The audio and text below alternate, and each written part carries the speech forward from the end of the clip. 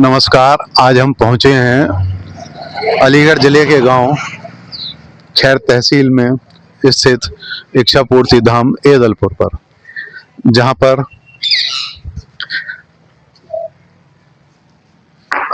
आज हम चर्चा करेंगे यहां के महंत श्री राजेंद्र देव महाराज जी के बारे में।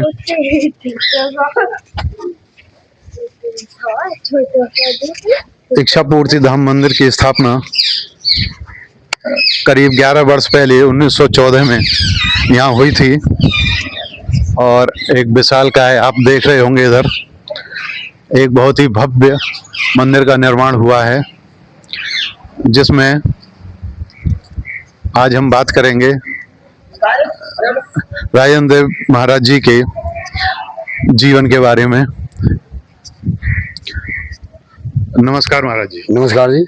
आपका शुभ नाम? मोहन देव महाराज जी। कहाँ के रहने वाले हैं आप मोहन देव जी? एदलपुर के। इस इच्छापूर्ति मंदिर पर आप कब से हैं? 14 साल से। 11 से।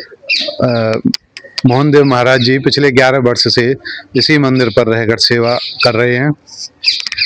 महाराज जी, यहाँ पर एक राजेंद्र देव महाराज जी का भी निवास है, तो मैं उनके बारे में कुछ पूछना चाहूँगा। जी बोलो।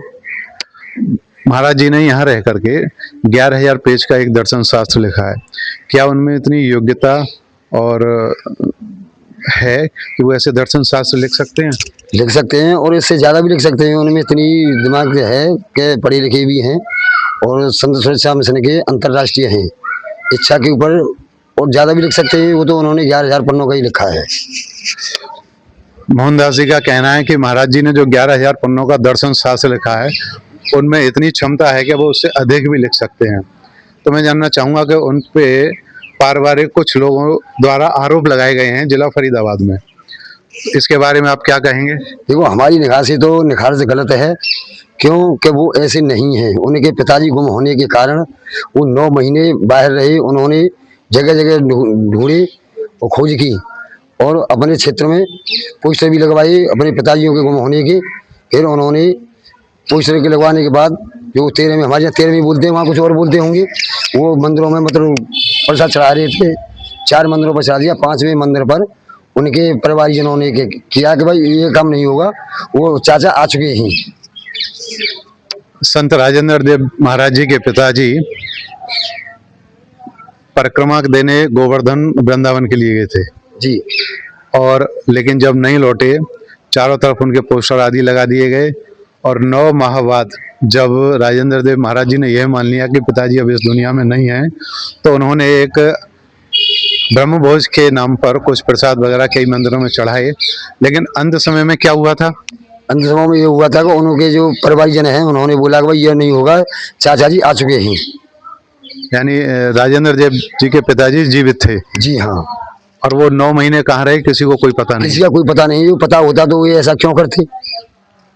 उन पे जो आरोप हैं, उनसे आप उनका समर्थन करेंगे या विरोध करेंगे? उनका तो हम विरोध करेंगे, क्योंकि महाराज जी ऐसा कर ही नहीं सकते हैं कि मतलब किसी का वो करें। महाराज जी तो बहुत स्वच्छ में है।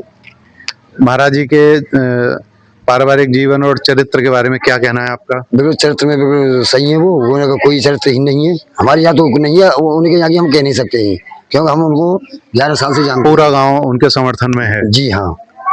तो आप देख रहे हैं कि महाराज जी पे लगाए गए आरोपों को सिरे से नकार रहे हैं हमारे महंत मोहन देव जी, जो इच्छापूर्ति धाम मंदिर पर फिलहाल में महंत के रूप में काम कर रहे हैं।